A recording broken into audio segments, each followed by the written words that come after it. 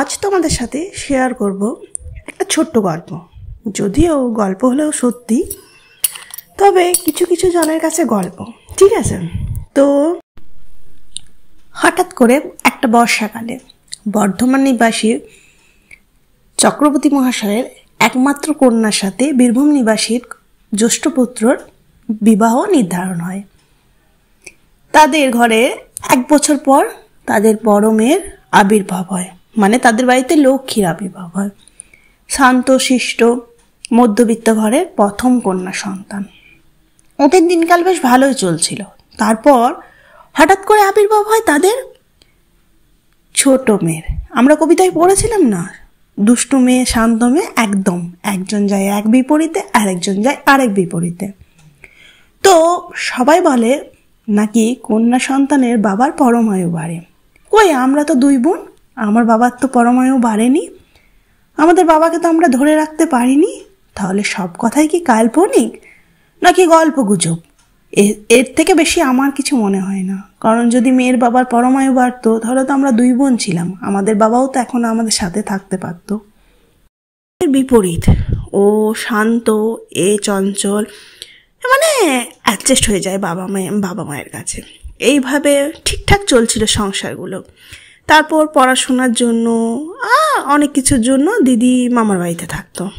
মামার বাড়িতে থাকতে থাকতে মানে জীবনে কখনো তেমনভাবে দিদির সাথে ছোটোবেলা আমার কাটানো হয়নি, মানে তেমনভাবে যে একসাথে বড় হয়ে ওঠা আমার হয়ে ওঠেনি। মানে বলতে গেলে হয় না, কখনো আমাদের ফ্যামিলিটা তেমনভাবে পূরণ হয়নি। তারপর আস্তে আস্তে জ্ঞান হলো, সাইকেল চালানো শিখলাম, স্কুল গেলাম। তারপর বাবাও মধ্যবিত্ত, বাবাও একটা স্কুলের মাস্টার, মধ্যবিত্ত মাস্টারের মেয়ে। কিন্তু বাবা মধ্যবিত্ত হলো, বাবা মেয়েদেরকে রাজার মতো রাখতো। মেয়েদেরকে বলা ভুল হবে, বাবা সবসময় আমাদেরকে বেটা ছাড়া কিন্তু ডাকতো না। সাথী বেটা, টিনু বেটা ছাড়া বাবার মুখে আমরা কখনো শুনিনি যে নাম ধরে ডেকেছে বা মেয়েকে মেয়ে বলে বাবার আমার রাগ হতো। আমার বাবা মধ্যবিত্ত হলেও আমরা ছিলাম রাজার মতো, মানে রাজকন্যার মতো। যখন যেটা মুখ ফুটে বলতাম ঠিক এসে পৌঁছে যেত। তো আমার মা বরাবরই বলতো যে আমাদের 2.5 জনের ফ্যামিলি। 2.5 জন মানে বাবা 1, মা 1, আমি হাফ, ঠিক আছে? তো আমাদের 2.5 জনের ফ্যামিলিটা আর কখনো তেমনভাবে পূর্ণ হলো না। দিদি আসতো হয়তো 10 দিন, 12 দিন বা 15 দিন, তারপরে আবার দিদিকে ফিরে যেতে হতো মামার বাড়ি পড়াশোনার জন্য। একটা সময় পর ভাবলাম হয়তো আমাদের ফ্যামিলিটা এবার পূর্ণ হবে। দিদিও এইচএস দিল, আমরাও বড় হলাম, মানে আমিও বড় হলাম, বুঝতে শিখলাম। তখন ভেবেছিলাম হয়তো এবার আমাদের ফ্যামিলিটা পূর্ণ হবে। কিন্তু আমাদের ওই 2.5 জনের ফ্যামিলিটা কোনো দিন তেমনভাবে আর 4 জনে পূরণ হলো না। সবাই থাকতো, বাবা মা, ছোট বড়, মানে ভাই বোন, মানে ওটা ম্যাটার করে না, কিন্তু সবাই একসাথে থাকতো। সেটা দেখে ভাবতাম ইস, আমাদের ফ্যামিলিটা যদি এরকম হতো। এইভাবে কেটে গেল অনেকগুলো বছর। দিদি এইচএস দিল, আমি সবে ক্লাস 9 পাস করে 10-এ উঠলাম। তখন হয়তো ভাবলাম দিদি কলেজে ভর্তি হতে হতে এবার হয়তো আমাদের ফ্যামিলিটা এক হবে। হঠাৎ করে বাবা চলে গেল বলতে হারিয়েই গেল। হঠাৎ করে বিনা নোটিশে বাবা আকাশে তারা হয়ে গেল। বাড়িতে পড়ে রইলাম। ওই 2.5টা ফ্যামিলির থেকে বাড়িতে হয়ে গেলাম মা আর আমি। তো আমি আজকে 11 বছর একসাথে ছিলাম। 11 বছর কখন যে মায়ের মেয়ে থেকে আমি মা হয়ে উঠলাম সেটাই আমি বুঝতে পারলাম না। এবার বলি আমার মামার কথা। মামাও যে বাবা যাওয়ার দিন একটা কথা বলেছিল যে কাঁদিস না বেটা, তুই কাঁদলে সামলাবো কিভাবে। তারপর থেকে আর আমার তেমনভাবে কাঁদা হয়নি। দিদিরও আমি দিদি ছোট থেকে দিদিকে শাসন করা, দিদিকে গাইড করা, দিদির সঙ্গে ঝগড়া করে এমনও হয়েছে আমরা 1 মাস কথা বলি না। ওটাই আমাদের ভালোবাসা। তো এইভাবে কেটে গেল 11টা বছর। দেখতে দেখতে বাবাও ফিরে এলো না। 11টা দুর্গাপুজো কেটে গেল, মানে নির্বাচন হলো, সমস্ত কিছু বদলালো, কিন্তু বাবা ফিরে এলো না। তারপর হঠাৎ একদিন আমার বিয়ে, মানে আমি বুঝতেই পারলাম না যে আমার বিয়ে। মায়ের সাথে একসাথে বাজার করতে যাওয়া, মায়ের সাথে গয়না কিনতে যাওয়া, মায়ের সাথে এটা পছন্দ, মায়ের সাথে ওটা পছন্দ, মায়ের সাথে সেটা পছন্দ। হ্যাঁ, তারপর আবার আরেকটা কথা বলতে ভুলে গেছি, 2023 সালে আমার দিদির বিয়ে হয়ে গেল। মানে বিয়ে হয়ে গেল, তখন বাড়িতে আরেকজন নতুন সদস্য এলো, মানে আমার জামাইবাবু। তারপর আমার বিয়ের এটা কেনা ওটা কেনা, প্ল্যানিং করা, মানে আমি যেমন চেয়েছিলাম, আমার বাবার রাজকন্যা আমি যেমনভাবে চেয়েছিলাম, আমার মা নিজের হাতে সমস্ত কিছু জোগাড় করেছে। হয়তো আমার চাওয়ার থেকে অনেক অনেক বেশি। যাদের বাবা আছে, মাথার উপর দাদাও আছে, সেই মেয়েদেরও এত ভালো করে বিয়ে হয় না আমার মা যেভাবে আমার বিয়ে দিয়েছে। তো এইভাবে কেটে গেল, সমস্ত কিছু রেডি ফেডি হয়ে গেল, গায়ে হলুদ মেহেন্দি সব কিছু পেরিয়ে গেল, বেশ মজা মজা লাগছিল।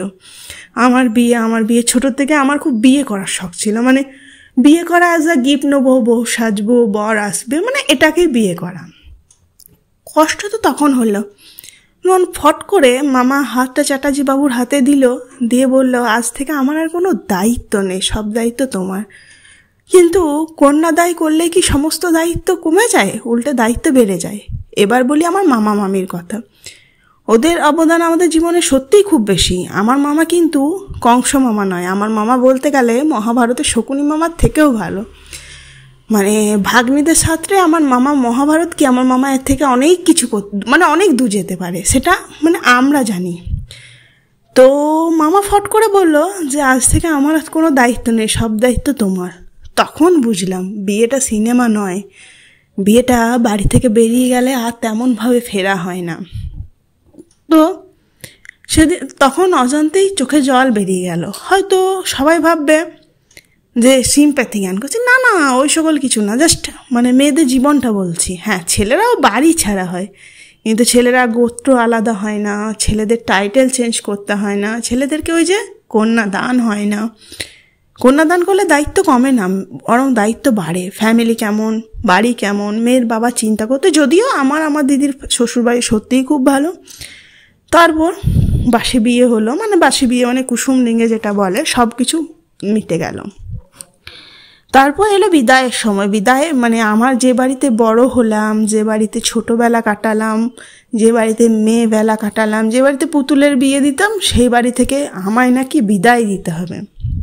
বিদায়ের আবার ভালো সময় আছে, যে বাড়িতে না ফিরলে মা 100 বার ফোন করতো, সেই বাড়ি থেকে বেরোনোর নাকি ভালো সময় আছে, সময় নির্ধারিত। সেই সময়ের মধ্যে আমাকে বেরোতে হবে। হঠাৎ করে 2 মুঠো চাল নিয়ে বলতে হবে নাকি আমি আমার মায়ের সব ঋণ করলাম, মানে সব ঋণ শোধ করলাম। আমি কিন্তু আমার মায়ের অতটাও বাধ্য মেয়ে না যে আমি আমার মায়ের সব ঋণ শোধ করে মাকে মুক্তি দেব। ধুর, তাই আবার হয় নাকি? 3 মুঠো চাল আমার একবারে ভাতে পেট ভরবে না, সেই 3 মুঠো চাল দিয়ে আমি আমার মায়ের ঋণ শোধ করব? যে নিজের সব কিছু দিয়ে আমাকে ভালো রাখার চেষ্টা করেছে, সেই মায়ের ঋণ কখনো শোধ করা যায়? চাইলেও যায় না, আর আমি চাইবও না কখনো। আমি বলতেও পারিনি যে মা আমি তোমার সব ঋণ শোধ করলাম। আমি ঋণটি শোধ করতে পারবো না, আমি অত সুগরের মেয়ে নই। বললাম যে ওই 3 মুঠো চাল দিতে হয়, জাস্ট দিয়েছি অ্যাজ আ, ওই চালে না একদিনের ভাত হয় আমার, না কিছু হয়। সিরিয়াসলি বলছি, আমি মায়ের ঋণ কখনো শোধ করতে চাইনি। আর আমি এত ভালো মেয়ে না যে বিয়ে দিয়ে মায়ের প্রতি মাকে সব কিছু থেকে মুক্তি দেবো। কেন দেবো? আমি যেমন ছিলাম, হয়তো মায়ের সাথে তেমনভাবে একসাথে থাকা হয় না, কিন্তু আমি বিশ্বাস করো মা, আমি যেমন ছিলাম ঠিক তেমনই আছি। তারপর ওইভাবে সব চেনা রাস্তা, চেনা পথ, চেনা লোকজন, সবাই আছে, শুধু ওই যে যার বাড়ির রাজকন্যা ছিলাম সেই মানুষটাই নেই, বাবাকে পেলাম না। ঠিক আছে, নতুন বাড়ি গেলাম, নতুন বাড়িতে বরণ হলো, অনেক কিছু আমার যদিও কোনো দায়িত্ব নেই, তবে দায়িত্ব অবভিয়াসলি আমার দায়িত্ব আছে। তো একটাই কথা, মেয়েদের জীবনটা খুব অদ্ভুত না? যে বাড়িতে বেড়ে উঠলাম, যে বাড়িতে মানুষ হলাম, সেই বাড়িতে আর তেমনভাবে ফেরা হয় না। হয়তো ফেরার আগের রাতে মা হয়তো বলে যে সব কিছু গুছিয়ে নিস, কিছু ভুলে যাস না, আবার কবে আসবি তার তো ঠিক নেই। মেয়েদের জীবনটা বড়ই অদ্ভুত না? একটা গাছকে বড় করলে হয়তো পরে মাটিতে পুঁতলে সেই গাছটা আর বেঁচে উঠতে পারে না, কিন্তু একটা মেয়ে 20 বছর 22 বছর একটা বাড়িতে বেড়ে ওঠার পর নতুন পরিবেশ, নতুন বাড়ি, নতুন জায়গায় গিয়ে উঠতে হয়। তো আমাদের ফ্যামিলিটা তেমনভাবে পূরণ হলো না। আমার জীবনের একটাই আফসোস, আমাদের আর 2.5টা লোক থেকে আমরা 4 জন হয়ে উঠতে পারলাম না।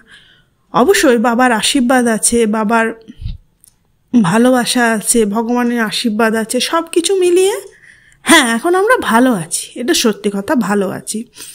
তো আর একটা কথা বলতে ভুলে গেছি, তো আমাদের 25 সালে বাড়িতে 2টো নতুন সদস্য এসছে। একটা ওই যে আমার দিদির বাচ্চা আমার পুটু, আর একটা আমার মায়ের ছোট জামাই চ্যাটার্জি বাবু। তো মামার বাড়ির মামা মামি ভাই বোনের কথা তো আবার বলতে ভুলে গেছি, ওরা ভিডিওটা দেখলে রাগ করবে, ওরা তো আছেই। তার সঙ্গে আমাদের বাড়িতে 2টো সদস্য বেড়েছে। তো এখন দিদিরা 3 জন, আমরা 2 জন, মা 1 জন। বাবা থাকলে কি ক্ষতি হতো, খুব আফসোস হয় মাঝে মাঝে, কিন্তু কি করা যাবে, এটাই হয়তো জীবন।